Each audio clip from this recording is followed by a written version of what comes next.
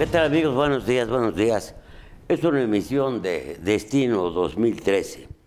Como siempre, saludo a mis compañeros, el encuestólogo PEAP, Rodolfo Rivera Pacheco. ¿Cómo estás? Don Enrique, ¿cómo está? Barba crecida, ¿qué es una manda? Es no, es simplemente proceso electoral. Barbita de candado. Bueno, está bueno.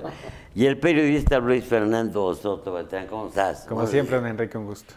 Bueno, pues yo creo que uno del tema, se me ocurre que el tema más importante de estos días es el conflicto magisterial. Sí, sin duda. La reforma educativa primero, las protestas en algunos estados, sobre todo en Guerrero y en Oaxaca, y la invasión de carreteras federales. Finalmente el gobierno decide un día pues quitar a los manifestantes, lo cual provoca, como siempre, elogios y protestas, pero al día siguiente se repiten, incluso hay hasta una amenaza de huelga, y el gobierno pues mantiene su actitud de, pues la reforma educativa va como la ordenó el Congreso. ¿Qué piensas tú, Rodolfo Rivera? Bueno, pues que esta es la consecuencia de una larga cadena de errores en el manejo de la educación pública en México. Efectivamente, después de la revolución, uno de los objetivos del sistema político mexicano priista, revolucionario, fue controlar la educación pública, entre otras cosas para tener fieles adeptos, ¿no?, a los gobiernos revolucionarios, como en cualquier régimen revolucionario en el mundo. Pero lo que provocó fue que también el grupo de pues, empleados, de trabajadores de la educación, es decir, los profesores, vieran, ¿no?, el ámbito educativo, de la educación pública, valga la redundancia, como un área laboral, para empezar, muy segura. Conozco a profesores que siempre dicen, bueno, trabajar para el magisterio es un seguro de vida, porque voy a tener trabajo toda mi vida recibiendo mi salario segurito, ¿no? Y fue creciendo además. Entonces, eso provocó justamente que muchos lo vieran como una opción laboral, lo cual no me parece tan malo. Finalmente, pues qué bueno que haya muchos maestros en un país, pero algunos de ellos empezaron a darse cuenta que era un área para tráfico de influencias y de poder. Es decir, se convirtió en un grupo político que sirvió como sustento a el propio sistema político revolucionario, y que pues ahora es un monstruo que no saben cómo controlar, pero que lo creó el propio sistema político mexicano, ¿no? Revolucionario me refiero. Entonces, ahora los profesores, no dudo que hay muy buenos y no dudo que no todos son delincuentes, nada por el estilo. Yo provengo de la educación pública y recuerdo extraordinarias profesoras, ¿no?, en la primaria y en la secundaria, que mis respetos, ¿no?, tenían vocación magisterial para la enseñanza, pero los liderazgos sindicales son los que corrompieron a la educación en México. Y últimamente, pues obvio, cuando ven atacados sus intereses gremiales, sindicales, de poder, de tráfico de influencias, pues entonces obviamente están en contra de que se los quiten. Uno, que les dificulten de alguna manera su fácil escalafón que tenían. Yo soy profesor y aquí me quedo hasta que me muera. Incluso lo podía yo heredar la plaza, ¿no?, que eso eran los vicios del CENTE.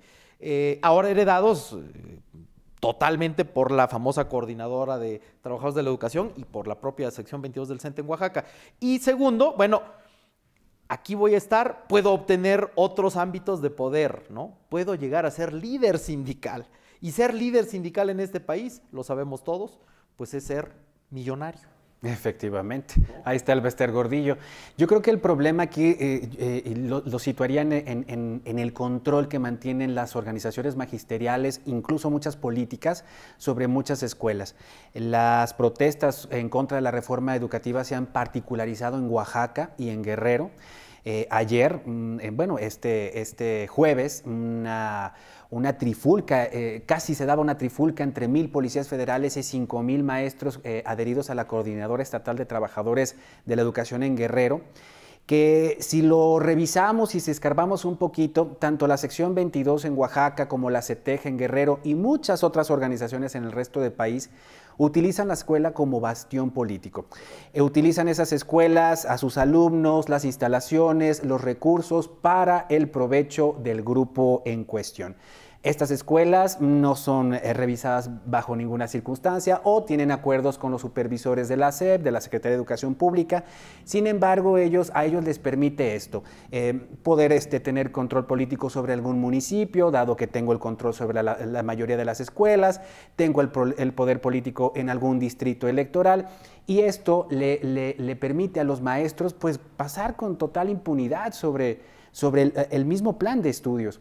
Es decir, estamos viendo, por un lado, grandes movilizaciones en Guerrero y en Oaxaca, más en Guerrero. Sin embargo, en el resto de las en las restantes 30 entidades federativas del país, todo parece estar en calma. Por lo menos no hay estas manifestaciones de los maestros.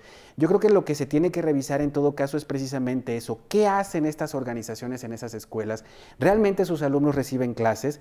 Tantos maestros en la calle, muchos de esas 5,000 personas que veíamos el jueves en Chilpancingo, ¿cuántos de esos son alumnos que van obligados a la marcha porque pues de ello depende su calificación final? Es decir, tenemos...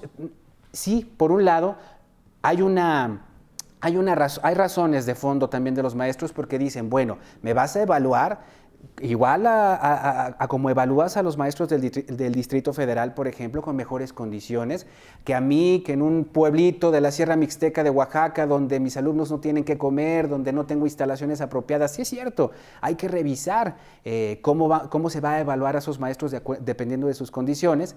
Sin embargo, también revisemos el uso político que se le da a las escuelas a los maestros y sobre todo al salario de los maestros. Pues el tema es muy interesante, apasionante incluso. Sí.